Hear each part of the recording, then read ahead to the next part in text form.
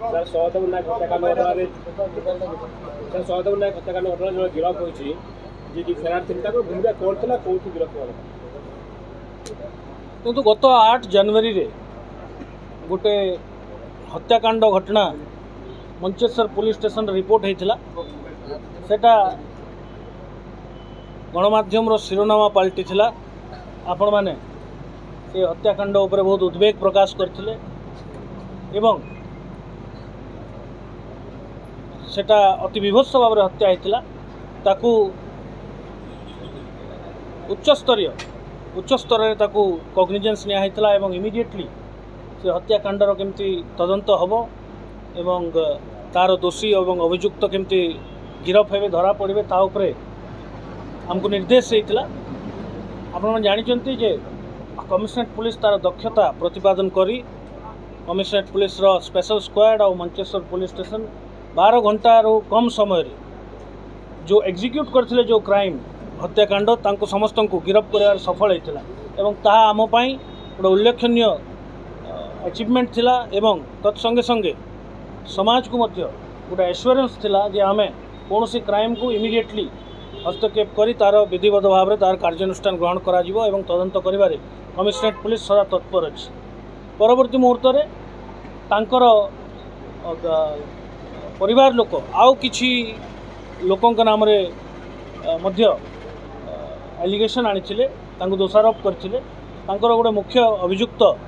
रमा नायक जहाँ से मुख्य षड्यंत्रकारी बोलिकी एफआईआर रे मध्य विवेचना कराई तांको गिरफ करने बहुत थर तांको परिवार वर्ग आमको एप्रोच करछंती किंतु आमे साइंटिफिकली यार इन्वेस्टिगेशन जारी रही तांको पचरा उचरा कराइथिला बहुत लोकंकर बयान रेकर्ड कराइथिला एवं आमे भी हृदयंगम कलु जे there must be some conspiracy a conspiracy angle टाको मुख्यतः आमे जांच करूथलु एवं रमा नायक को धरिया पाई उद्यम जारी रहिथिला एवं विभिन्न प्रकार आईनगत प्रक्रिया रमा नायक विरुद्ध आरंभ होता आपन जानी गोटे अभियुक्त जदि गिरफ्तारी न हो गोटे अभियुक्तर एवं से आईन को एवॉइड करुच्ची से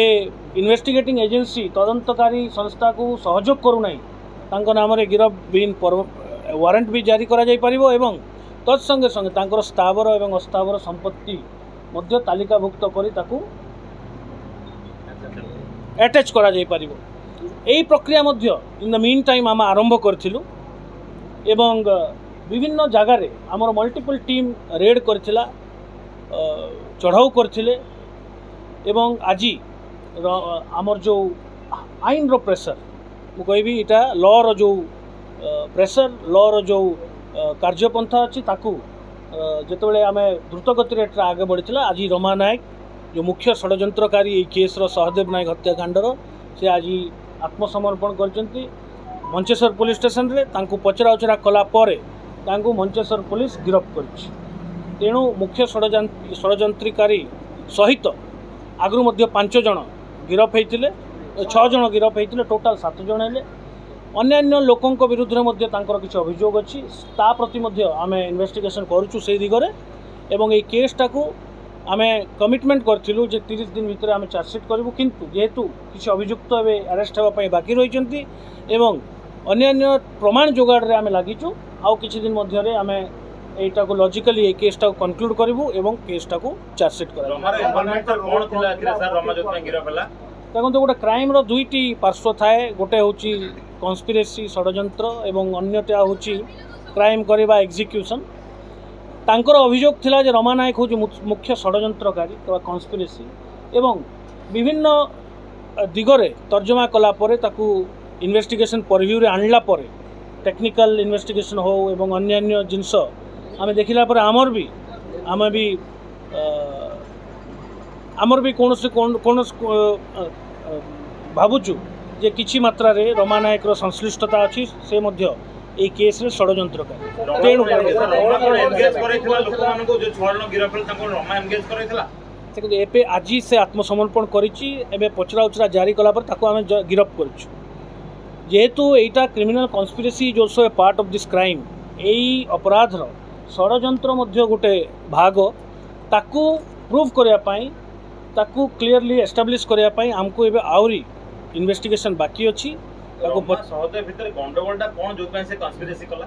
देखो सेटा मध्य एबे कहबाटा समीचीन हबो नै बहु प्रकार तांकर अभियोग अछि उभय पक्षर अभियोग अछि आमे उभय पक्षर अभियोग सुनिबु एवं ताकू साइंटिफिकली तर्जमा करा जिवो तापर चार्जशीट प्लेस करा जिवो कोर्ट बस्ती रमान नायक भूमिका कौन थिला से सब जिनस एबे आमे ताकू इन्वेस्टिगेशन परव्यू रे आनिबु से ता बस्ती रे तार रोल कौन थिला what is her role in this crime एक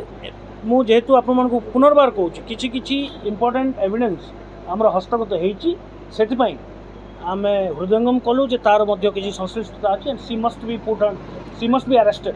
सो दैट गवर्नमेंट एम्प्लॉय तो से केस सहित तार कोन इन्वॉल्वमेंट रहिला मो एबे this is too early to comment on that this case is open एबे हम पाखरे आउरी समय अछि ताकू साइंटिफिकली बारंबार गोटे जिनस कहूँ कारण जेहेतु इटा षड्यंत्र भी मध्य गोटे दिग अच्छी तेणु ताकू आम केयरफुली एस्टाब्लिश मेटिकुलसली इन्वेस्टिगेशन कला परे आमे चार्जशीट प्लेस करूँ से सब जिनस इन्वेस्टिगेशन परव्यू रे आमे कहबाटा मु भाबुची जे समीचीन मो विभिन्न प्रकार अभियोग एलिगेशन और काउंटर एलिगेशन अच्छी ये केस रे केवल से गोटे एलिगेशन नुहे आउरी भी एलिगेशन अच्छी जोटा इन्वेस्टिगेशन जेहेतु चली मु मीडिया सामने युवा कही पारिनी आमे चार्जशीट प्लेस कला आपण मानक विस्तृत भाव में जानकारी धन्यवाद।